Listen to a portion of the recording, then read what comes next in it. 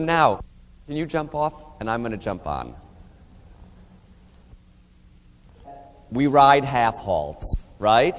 The problem is that most people do not understand where the half halt comes from. Many people think it's just an idea plucked out of the air that came from somebody somewhere that said you add your legs and close your hand or whatever. But from what I just taught you, the idea of the 3 sets of aids, what we want to do is marry those 3 sets of aids in the length of time of a complete breath.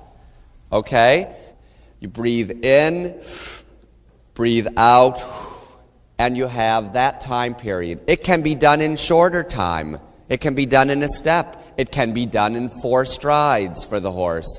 The most important thing is that it's done harmoniously and that it is done within the rhythm that you're riding in within the gait when it's done well. So rather than a stop-go, what you want to really feel like is that the half halt is an addition of engagement, an addition of impulsion that then creates this bending of the joints of the hind legs.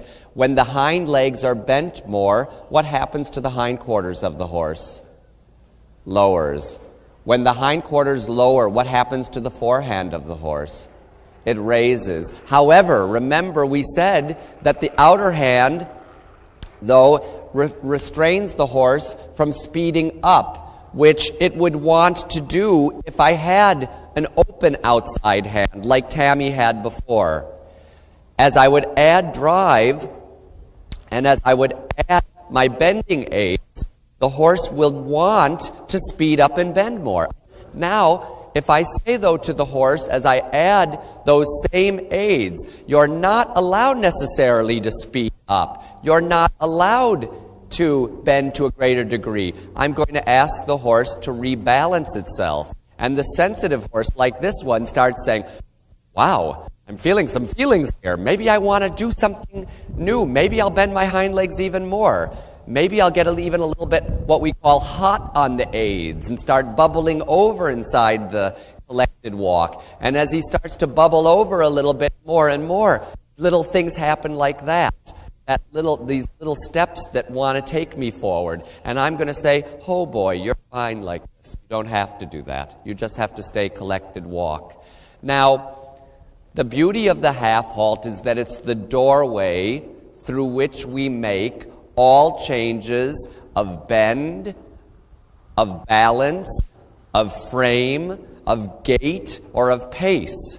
So rather than just thinking of the half halt as something that we use every once in a while, think of it as that doorway. Think of it as that harmonious way of saying, now I'm going to go from this balance or this movement or this gait to the next one.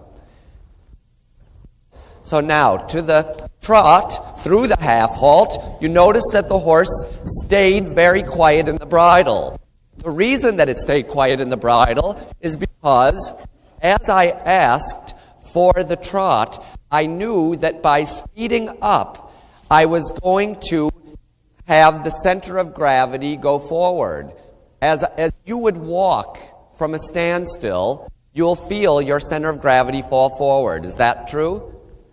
So with the animal in dressage, what we're going to say is, right before I'm going to go to the walk, to the trot rather, from the walk, knowing that I'm going to speed up, I'm going to ride a half halt and bend the joints more behind. As I bend the joints more behind, the hindquarters lower. As the hindquarters lower, the forehand raises. The forehand raises, but he's still yielding in front to my outer hand and the bending nice inner hand.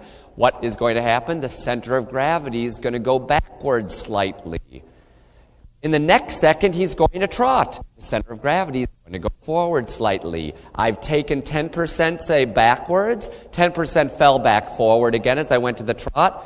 Therefore, I lost nothing, right? That's why the well-schooled horse in dressage always has that beautiful still look. And it's that still look that judges, especially these days, look for in the Grand Prix dressage ring.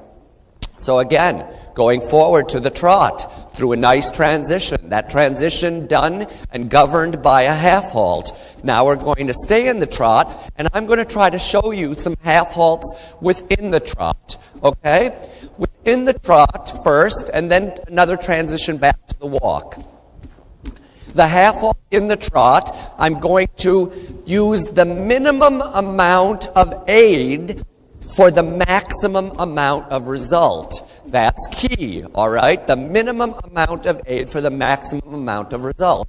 Now, as he's going along, he wants to be a little low. You see, from here to here gets a little bit lowered right there. And that lowering goes consistent with the fact that right here is trying to stay slightly up. So I'm going to ride a half halt, and I'm going to try to change his balance so that he carries slightly higher and a little bit more out in front with the nose. By being a little bit more out in front with the nose, he's going to come to here. Do you see that? And then I'm going to change the direction through the half halt, changing the bend, and soft again. The idea, of course, is that we go around doing these half halts, but they become less and less obvious the better we are at them. And now I'm going to ride a half halt to the walk. I'm going to think, instead of the driving seat that we had discussed before, I'm going to talk about the other seat again, the stilled seat. I'm going to sit slightly against, off, or am I on? Okay? And so now I'm going to think of sitting stilled, my back straight, my upper leg instead of quite so much lower leg, and a quiet transition to the walk. If I use my lower leg and my driving seat, what do you think I'm going to do to the horse's back in the downward transition? He'll stiffen, he might hollow more.